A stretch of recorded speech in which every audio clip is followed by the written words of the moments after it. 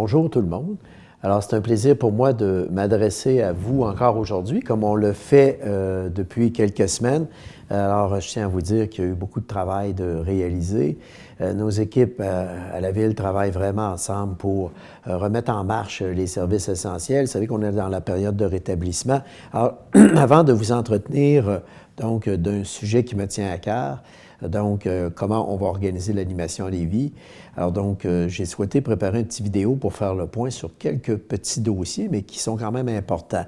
D'abord, on a annoncé, imaginez-vous en conférence de presse, que nous ouvrons les inscriptions pour les camps de jour, mais dans le respect des consignes de distanciation sociale. Ce qui veut donc dire que on ouvre la période d'inscription. Ça va être le 11 mai 2020 de 19h à 21h pour les résidents des secteurs de Lévis, Pintante, Sainte-Hélène-de-Bréquéville, Saint-Jean-Chrysostome et Saint-Romuald. Et ce sera le 13 mai de 19h à 21h pour les résidents des secteurs de Charny, Saint-Étienne-de-Lauzon, Saint-Nicolas et Saint-Rédempteur. Donc, lors de l'inscription, vous réservez votre place. Vous ne payez rien, mais votre place va être réservée. Pourquoi vous ne déboursez rien? Parce que la Ville attend les directives de la santé publique sur la tenue des camps de jour. On nous a pris l'engagement que ça allait être fait d'ici quelques jours. Et là, une fois que les directives seront émises sur la distanciation sociale, c'est là qu'on va regarder le nombre de places qui vont être disponibles, donc, pour les camps de jour. Également, vous êtes invité à consulter notre site Internet, donc à la rubrique camp de jour, à compter de lundi le 4 mai, pour connaître les modalités d'inscription et les informations détaillées sur les camps de jour. Alors donc, ce que je voulais vous dire également pour les camps de jour, c'est qu'on va aussi offrir la possibilité, lorsque le paiement se fera, il n'y a pas de paiement à l'inscription, je le réitère, mais ça pourrait être versé en 4 versements et on va essayer de donner un petit coup de pouce aux familles en difficulté financière, donc pour diminuer les frais d'inscription. Alors donc, grosso modo, c'est un peu ça. Les autres éléments qui m'apparaissent importants de vous signaler à ce moment-ci, gestion des déchets, les écocentres de Lévis et de Saint-Lambert ouvrent maintenant leurs portes. Donc, pour l'écocentre de Lévis, c'est ouvert depuis jeudi le 30 avril. Et l'éco-centre de Saint-Lambert ouvre le 1er mai. Donc, je tiens à vous dire qu'il y a des mesures spéciales qui ont été mises de l'avant pour les utilisateurs et le personnel pour respecter les directives de la santé publique. Alors, il y a des modalités spéciales qui s'appliquent.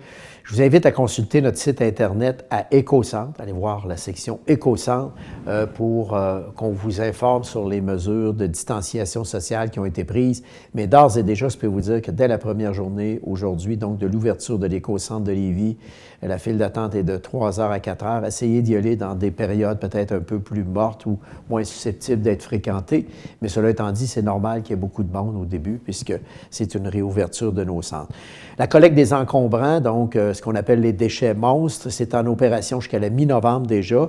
Je vous rappelle que ça se poursuit comme à l'habitude jusqu'à la mi-novembre. C'est aux 2 semaines.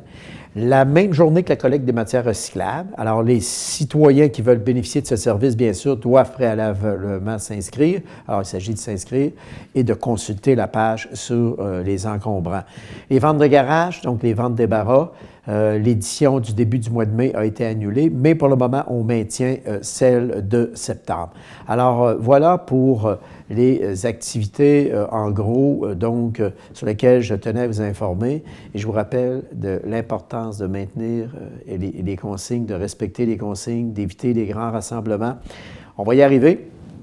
Et enfin, en terminant, je vous encourage fortement, fortement à utiliser vos commerces de voisinage. Vous savez que maintenant, les commerces de voisinage, à compter de lundi, ils seront tous ou à peu près tous ouverts.